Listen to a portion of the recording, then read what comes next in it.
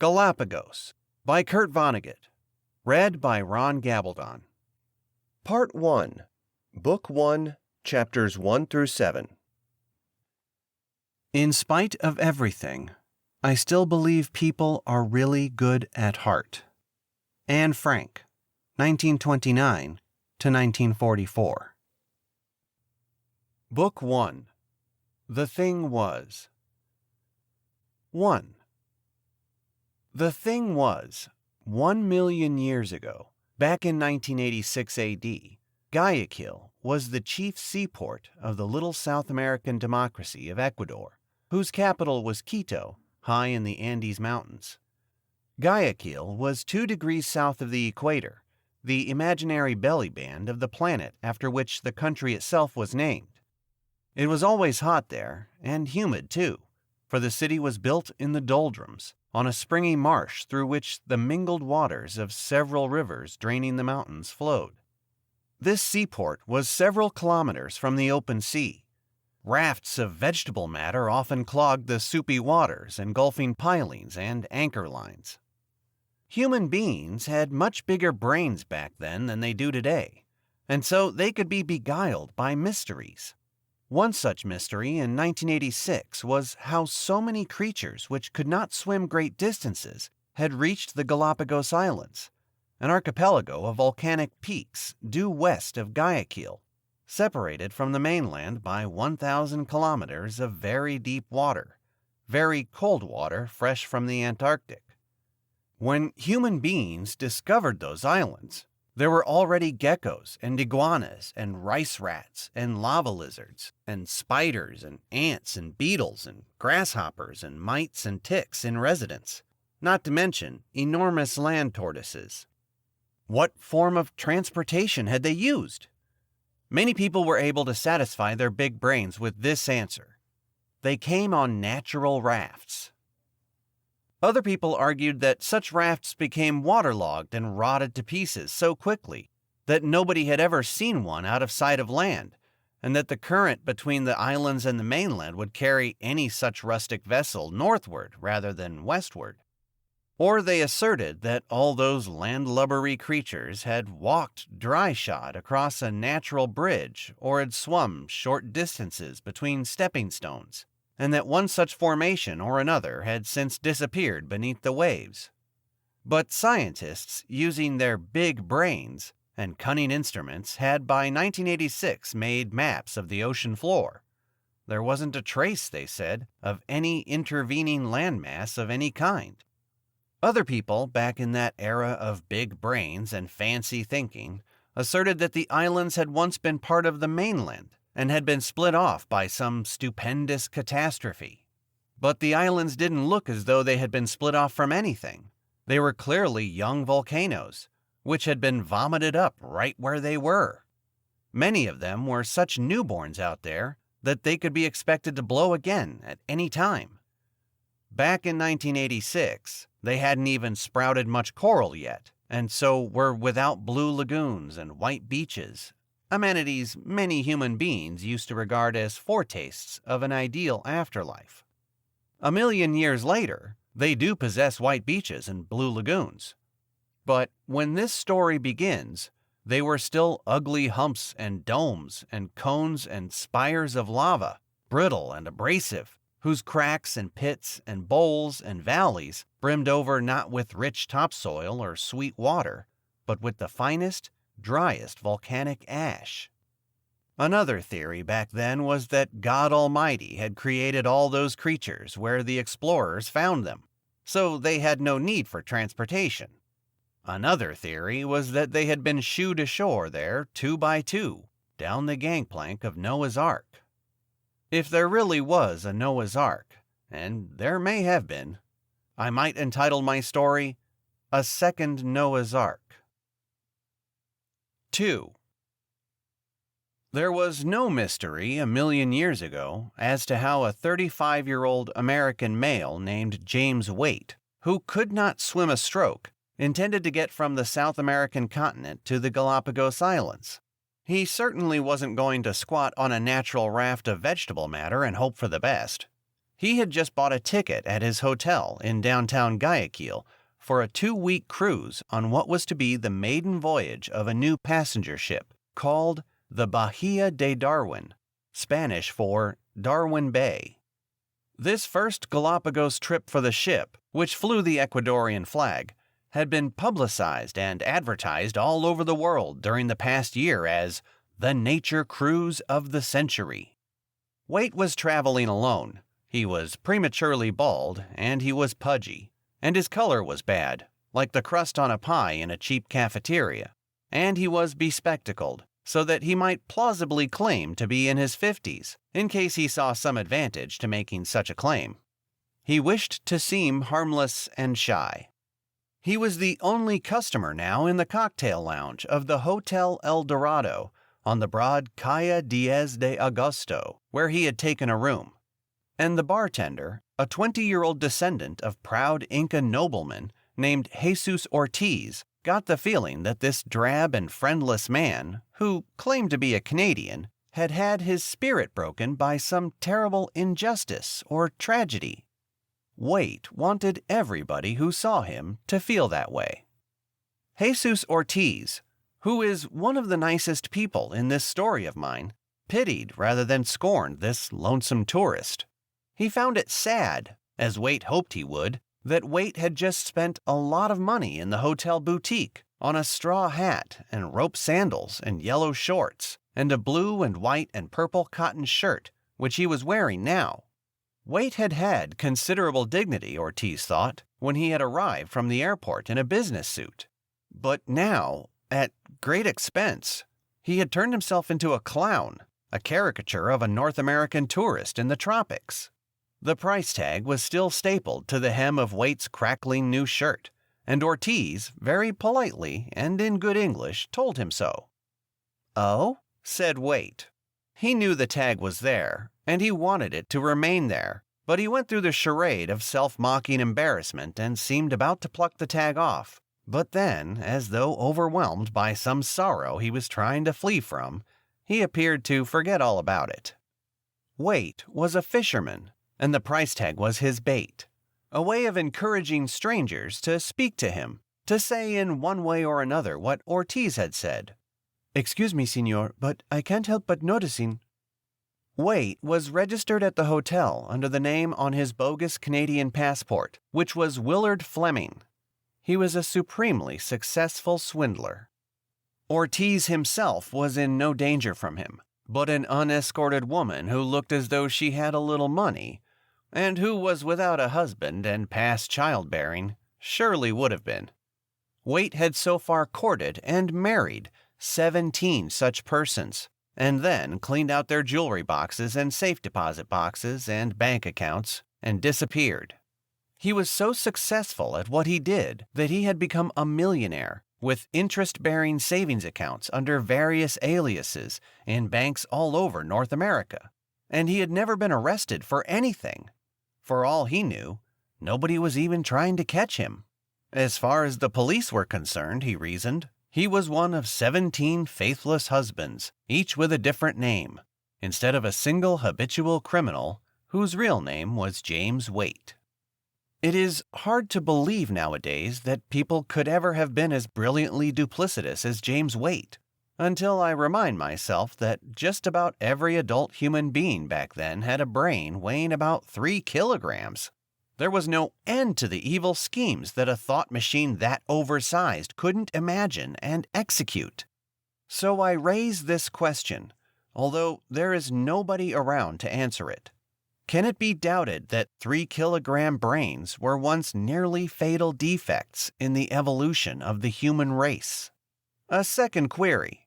What source was there back then, save for our over-elaborate nervous circuitry, for the evils we were seeing or hearing about simply everywhere? My answer: there was no other source. This was a very innocent planet, except for those great big brains. 3. The Hotel El Dorado was a brand new 5-story tourist accommodation built of unadorned cement block. It had the proportions and mood of a glass front bookcase, high and wide and shallow. Each bedroom had a floor-to-ceiling wall of glass, looking westward, toward the waterfront for deep draft vessels dredged in the delta 3 kilometers away. In the past, that waterfront had teemed with commerce, and ships from all over the planet had delivered meat and grain and vegetables and fruit and vehicles and clothing and machinery and household appliances and so on, and carried away, in fair exchange, Ecuadorian coffee and cocoa and sugar and petroleum and gold and Indian arts and crafts, including Panama hats, which had always come from Ecuador and not Panama. But there were only 2 ships out there now, as James Waite sat in the bar nursing a rum and Coca-Cola. He was not a drinker, actually, since he lived by his wits and could not afford to have the delicate switches of the big computer in his skull short-circuited by alcohol. His drink was a theatrical prop, like the price tag on his ridiculous shirt.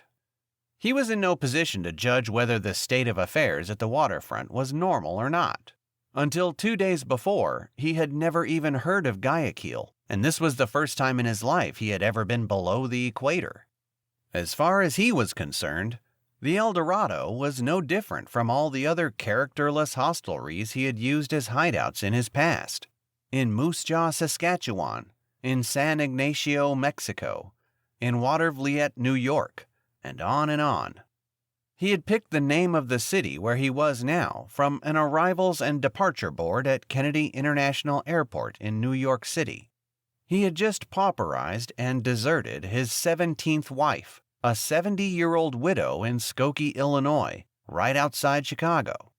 Guayaquil sounded to him like the last place she would ever think of looking for him.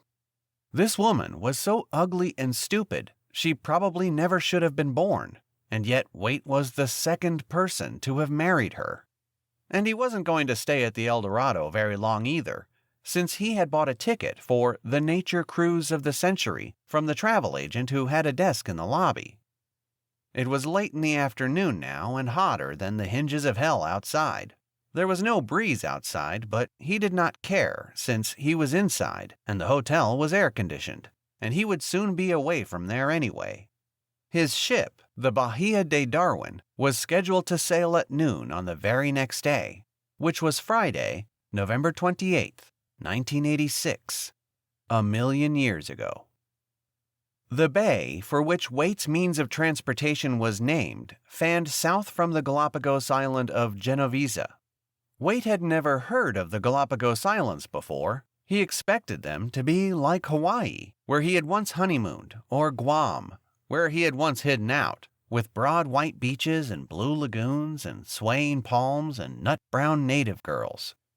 The travel agent had given him a brochure which described the cruise, but Waite hadn't looked inside it yet. It was supine on the bar in front of him. The brochure was truthful about how forbidding most of the islands were, and warned prospective passengers, as the hotel travel agent had not warned Waite, that they had better be in reasonably good physical condition and have sturdy boots and rough clothing, since they would often have to wade ashore and scramble up rock faces like amphibious infantry. Darwin Bay was named in honor of the great English scientist Charles Darwin, who had visited Genovesa and several of its neighbors for 5 weeks back in 1835, when he was a mere stripling of 26, 9 years younger than Waite. Darwin was then the unpaid naturalist aboard Her Majesty's ship Beagle on a mapping expedition that would take him completely around the world and would last 5 years.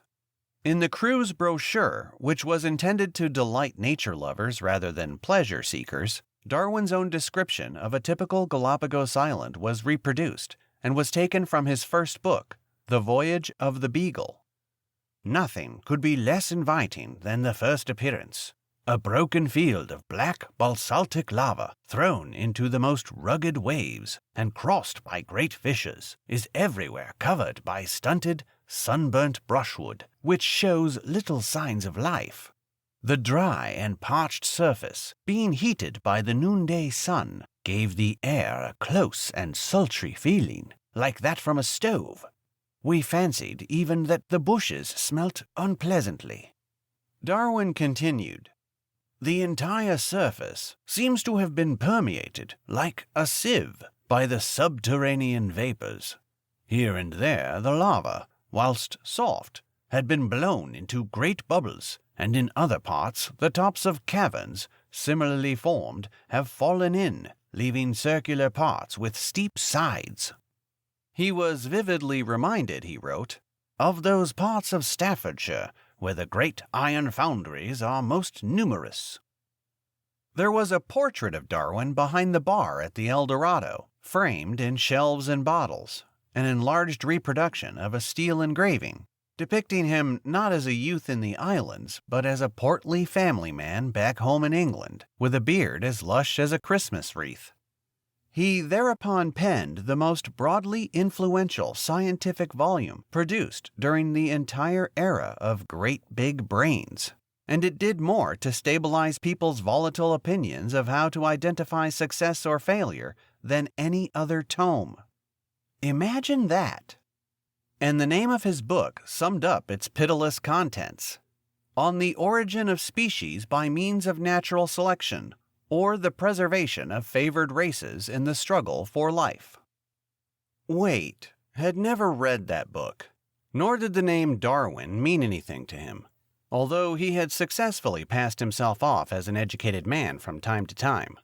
He was considering claiming during the nature cruise of the century to be a mechanical engineer from Moose Jaw, Saskatchewan, whose wife had recently died of cancer.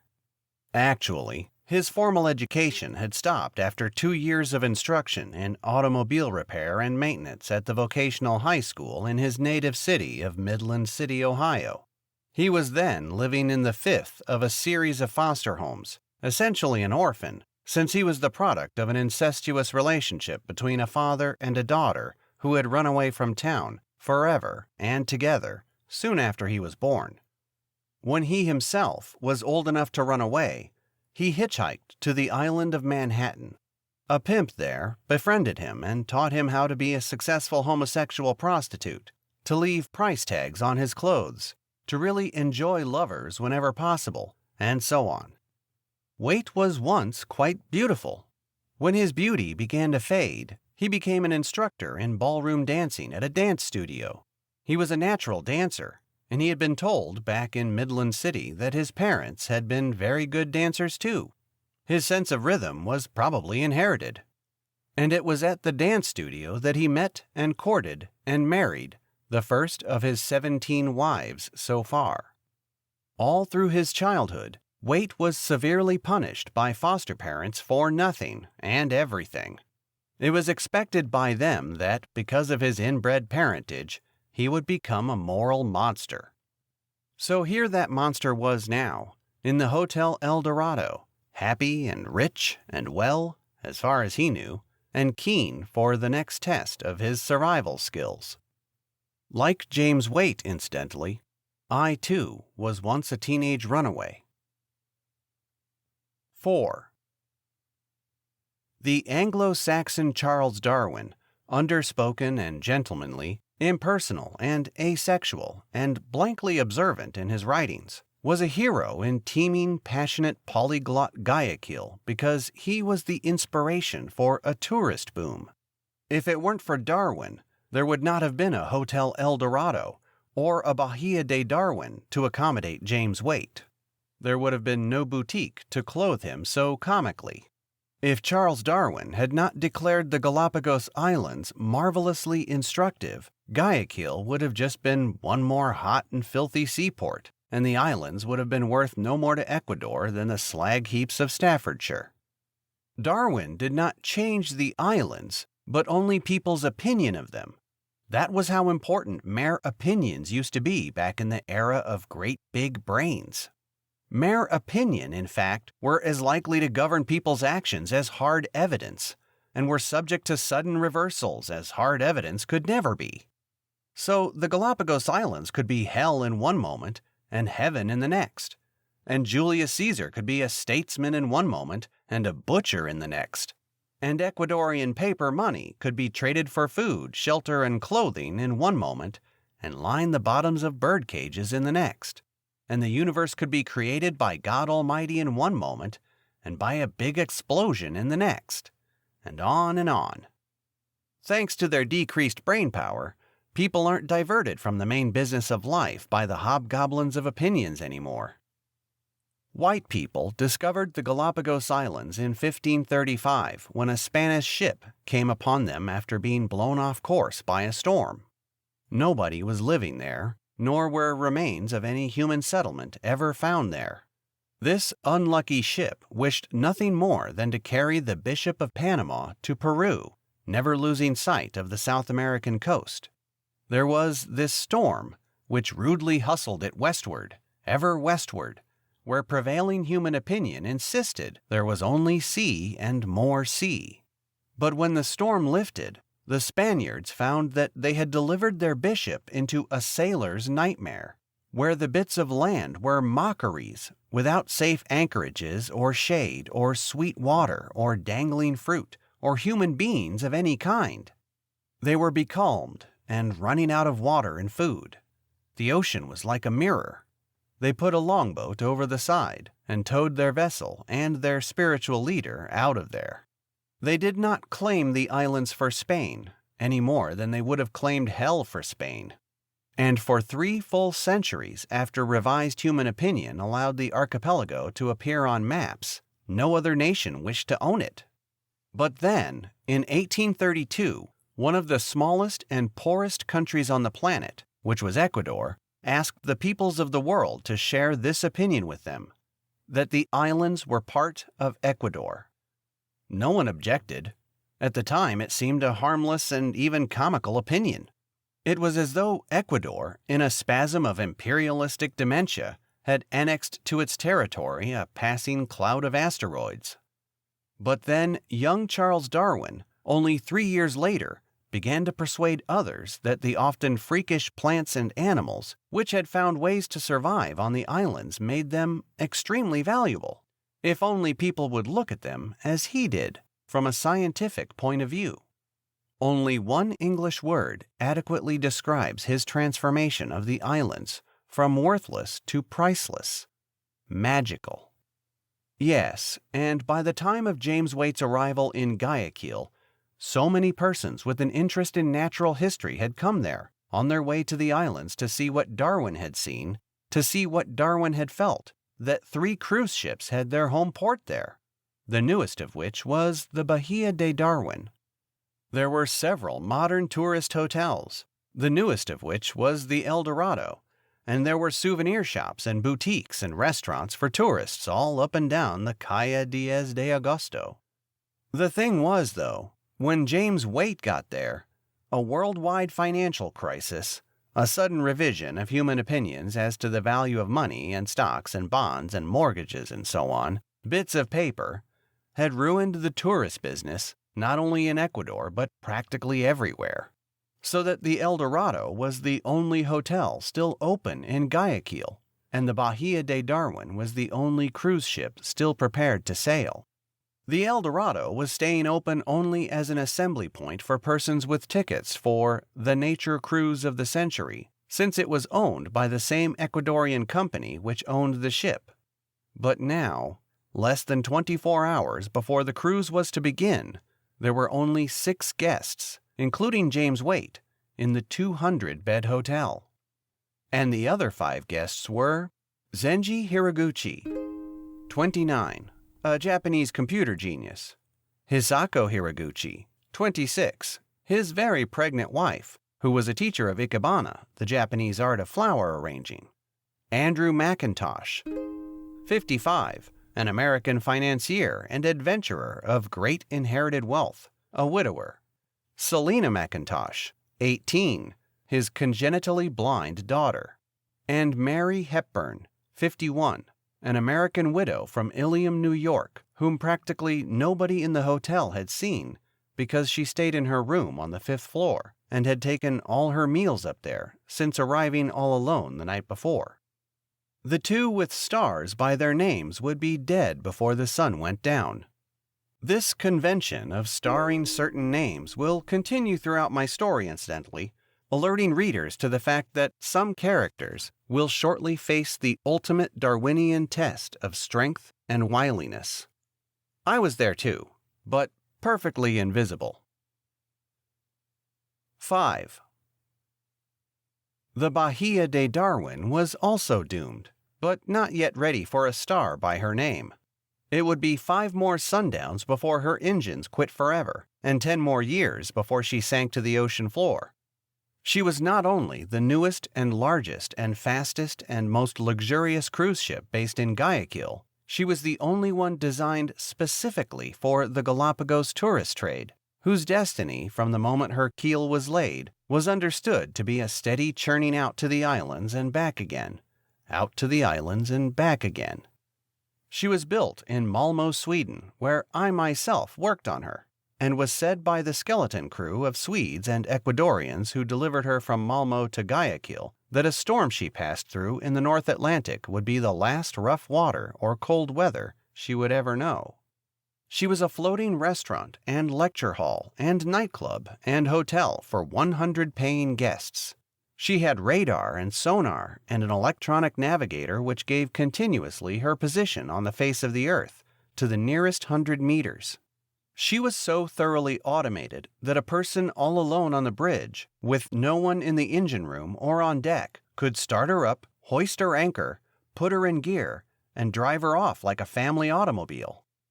She had 85 flush toilets and 12 bidets, and telephones in the staterooms and on the bridge, which, via satellite, could reach other telephones anywhere.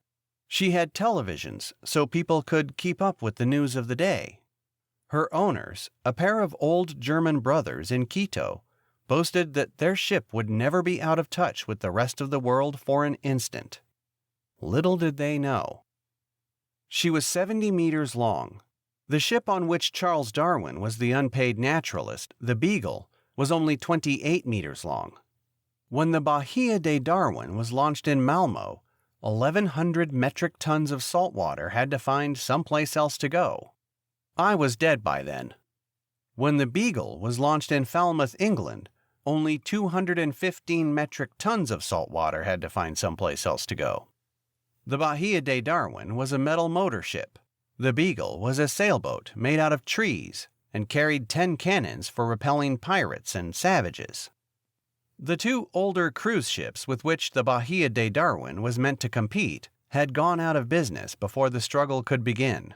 Both had been booked to capacity for many months to come, but then, because of the financial crisis, they had been swamped with cancellations. They were anchored in backwaters of the marshland now, out of sight of the city and far from any road or habitation. Their owners had stripped them of their electronic gear and other valuables, in anticipation of a prolonged period of lawlessness. Ecuador, after all, like the Galapagos Islands, was mostly lava and ash, and so could not begin to feed its 9 million people. It was bankrupt, and so could no longer buy food from countries with plenty of topsoil, so the seaport of Guayaquil was idle, and the people were beginning to starve to death. Business was business. Neighboring Peru and Colombia were bankrupt too. The only ship at the Guayaquil waterfront other than the Bahia de Darwin was a rusty Colombian freighter, the San Mateo, stranded there for want of the means to buy food or fuel. She was anchored offshore and had been there so long that an enormous raft of vegetable matter had built up around her anchor line. A baby elephant might have reached the Galapagos Islands on a raft that size. Mexico and Chile and Brazil and Argentina were likewise bankrupt, and Indonesia and the Philippines and Pakistan and India and Thailand and Italy and Ireland and Belgium and Turkey. Whole nations were suddenly in the same situation as the San Mateo, unable to buy with their paper money and coins or their written promises to pay later, even the barest essentials. Persons with anything life-sustaining to sell, fellow citizens as well as foreigners, were refusing to exchange their goods for money. They were suddenly saying to people with nothing but paper representations of wealth, "Wake up, you idiots! Whatever made you think paper was so valuable?" There was still plenty of food and fuel and so on for all the human beings on the planet, as numerous as they had become, but millions upon millions of them were starting to starve to death now. The healthiest of them could go without food for only about 40 days, and then death would come. And this famine was as purely a product of oversized brains as Beethoven's Ninth Symphony. It was all in people's heads. People had simply changed their opinions of paper wealth. But for all practical purposes, the planet might as well have been knocked out of orbit by a meteor the size of Luxembourg. 6. This financial crisis, which could never happen today, was simply the latest in a series of murderous 20th century catastrophes which had originated entirely in human brains. From the violence people were doing to themselves and each other, and to all other living things for that matter, a visitor from another planet might have assumed that the environment had gone haywire, and that the people were in such a frenzy because nature was about to kill them all. But the planet, 1,000,000 years ago, was as moist and nourishing as it is today, and unique in that respect in the entire Milky Way. All that had changed was people's opinion of the place. To the credit of humanity as it used to be, more and more people were saying that their brains were irresponsible, unreliable, hideously dangerous, wholly unrealistic, were simply no damn good. In the microcosm of the Hotel El Dorado, for example, the widow Mary Hepburn, who had been taking all her meals in her room, was cursing her own brain sotto voce for the advice it was giving her, which was to commit suicide. "You are my enemy," she whispered. "Why would I want to carry such a terrible enemy inside me?" She had been a biology teacher in the public high school in Ilium, New York, now defunct, for a quarter of a century, and so was familiar with the very odd tale of the evolution of a then extinct creature named by human beings the Irish elk. "Given a choice between a brain like you and the antlers of an Irish elk," she told her own central nervous system, "I'd take the antlers of the Irish elk." These animals used to have antlers the size of ballroom chandeliers. They were fascinating examples, she used to tell her students, of how tolerant nature could be of clearly ridiculous mistakes in evolution. Irish elk survived for 2.5 million years, in spite of the fact that their antlers were too unwieldy for fighting or self-defense, and kept them from seeking food in thick forests and heavy brush. Mary had also taught that the human brain was the most admirable survival device yet produced by evolution. But now, her own big brain was urging her to take the polyurethane garment bag from around the red evening dress in her closet there in Guayaquil and to wrap it around her head, thus depriving her cells of oxygen. Before that, her wonderful brain had entrusted a thief at the airport with a suitcase containing all her toilet articles and clothes which would have been suitable for the hotel. That had been her carry-on luggage on a flight from Quito to Guayaquil. At least she still had the contents of the suitcase she had checked through rather than carried, which included the evening dress in the closet, which was for parties on the Bahia de Darwin. She was also still in possession of a wetsuit and flippers and mask for diving, 2 bathing suits, a pair of rugged hiking boots, and a set of war-surplus United States Marine Corps combat fatigues for trips ashore, which she was wearing now. As for the pantsuit she had worn on the flight from Quito, her big brain had persuaded her to send it to the hotel laundry, to believe the sad-eyed hotel manager when he said she could surely have it back by morning, in time for breakfast. But much to the embarrassment of the manager, that too had disappeared. But the worst thing her brain had done to her, other than recommending suicide, was to insist that she come to Guayaquil despite all the news about the planetary financial crisis, despite the near certainty that the nature cruise of the century, booked to capacity only a month before, would be called off for want of passengers. Her colossal thinking machine could be so petty, too. It would not let her go downstairs in her combat fatigues on the grounds that everybody, even though there was practically nobody in the hotel, would find her comical in such a costume. Her brain told her, "They'll laugh at you behind your back and think you're crazy and pitiful, and your life is over anyway.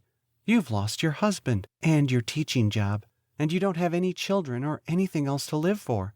So just put yourself out of your misery with the garment bag. What could be easier? What could be more painless? what could make more sense? To give her brain its due, it wasn't entirely its fault that 1986 had been a perfectly awful year so far. The year had started out so promisingly, too, with Mary's husband, Roy, in seemingly perfect health and secure in his job as a millwright at Gefco, the principal industry in Ilium, and with the Kiwanis giving her a banquet and a plaque celebrating her 25 years of distinguished teaching, and the students naming her the most popular teacher for the 12th year in a row. At the start of 1986, she said, "Oh, Roy, we have so much to be thankful for. We're so lucky compared to most people. I could cry for happiness." And he said, putting his arms around her, "Well now, you just go ahead and cry." She was 51, and he was 59, and they were great lovers of the out-of-doors, hiking and skiing and mountain climbing and canoeing and running and bicycling and swimming, so they both had lean and youthful bodies. They did not smoke or drink, and they ate mostly fresh fruits and vegetables, with a little fish from time to time. They had also handled their money well, giving their savings, in financial terms, the same sort of sensible nourishment and exercise that they gave themselves. The tale of fiscal wisdom which Mary could tell about herself and Roy, of course, would be a thrill to James Waite.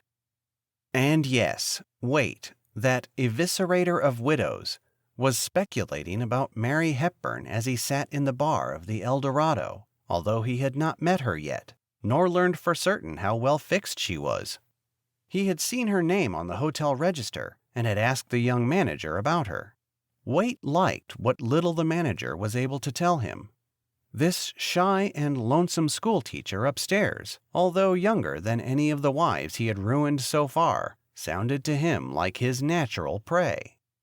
He would stalk her at leisure during the nature cruise of the century. If I may insert a personal note at this point, when I was alive, I often received advice from my own big brain which, in terms of my own survival, or the survival of the human race for that matter, can be charitably described as questionable. Example: it had me join the United States Marines and fight in Vietnam. Thanks a lot, big brain. 7.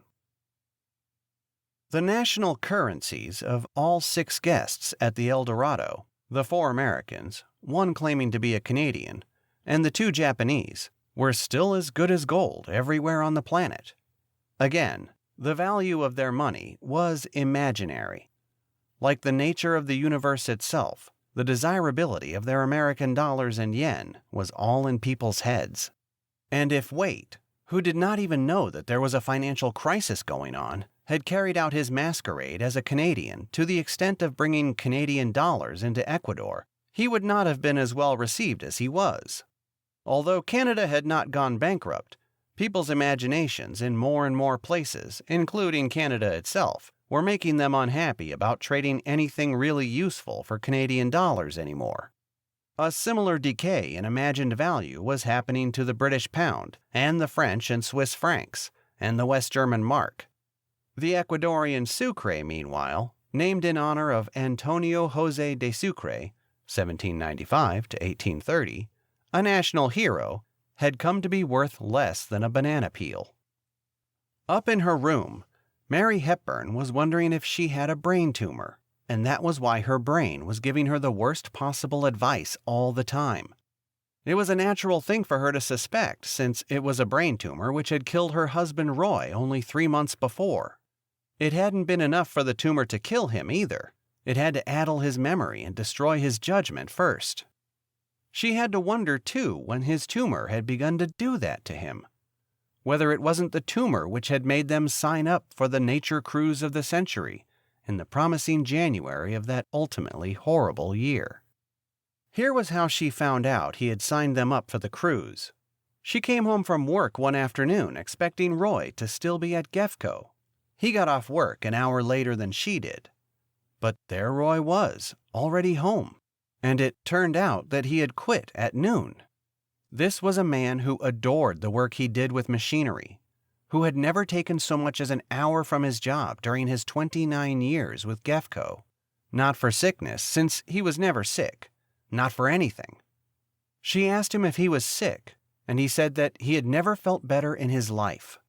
He was proud of himself in what seemed to Mary the manner of an adolescent who was tired of being thought a good boy all the time. This was a man whose words were few and well chosen, never silly or immature. But now he said incredibly, and with an inane expression to match, as though she were his disapproving mother, "I played hooky." It had to have been the tumor that said that, Mary now thought in Guayaquil. And the tumor couldn't have picked a worse day for carefree truancy, for there had been an ice storm the night before, and then wind-driven sleet all day. But Roy had gone up and down Clinton Street, the main street of Ilium, stopping in store after store and telling the salespeople that he was playing hooky. So Mary tried to be happy about that, to say and mean that it was time he loosened up and had some fun, although they had always had a lot of fun on weekends and during vacations, and at work as far as that went. But a miasma overlaid this unexpected escapade, and Roy himself, during their early supper, seemed puzzled by the afternoon. So that was that. He didn't think he would do it again, and they could forget the incident, except maybe to laugh about it now and then. But then, right before bedtime, while they were staring at the glowing embers in the fieldstone fireplace which Roy had built with his own 2 horny hands, Roy said, "There's more." "There's more of what?" said Mary. "About this afternoon," he said. "One of the places I went was the travel agency. There was only one such establishment in Ilium, and not doing well." "So?" she said. "I signed us up for something," he said.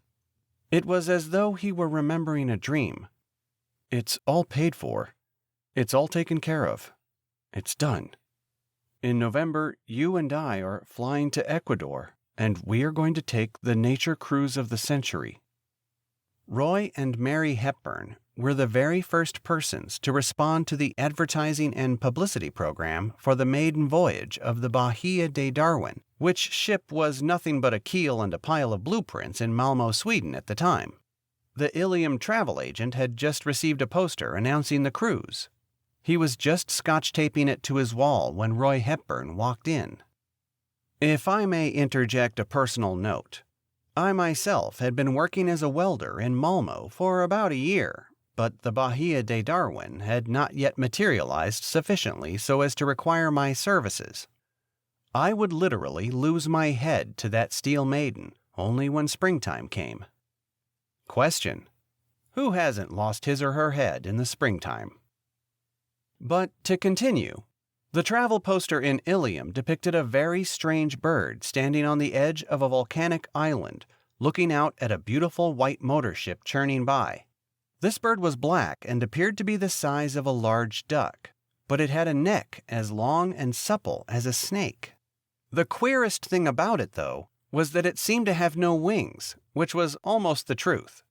This sort of bird was endemic to the Galapagos Islands, meaning that it was found there and nowhere else on the planet. Its wings were tiny and folded flat against its body, in order that it might swim as fast and deep as a fish could. This was a much better way to catch fish than, as so many fish-eating birds were required to do, to wait for fish to come to the surface and then crash down on them with beaks agape. This very successful bird was called by human beings a flightless cormorant. It could go where the fish were. It didn't have to wait for fish to make a fatal error. Somewhere along the line of evolution, the ancestors of such a bird must have begun to doubt the value of their wings, just as in 1986, human beings were beginning to question seriously the desirability of big brains. If Darwin was right about the law of natural selection, cormorants with small wings, just shoving off from shore like fishing boats, must have caught more fish than the greatest of their aviators. So they mated with each other, and those children of theirs who had the smallest wings became even better fisher people, and so on.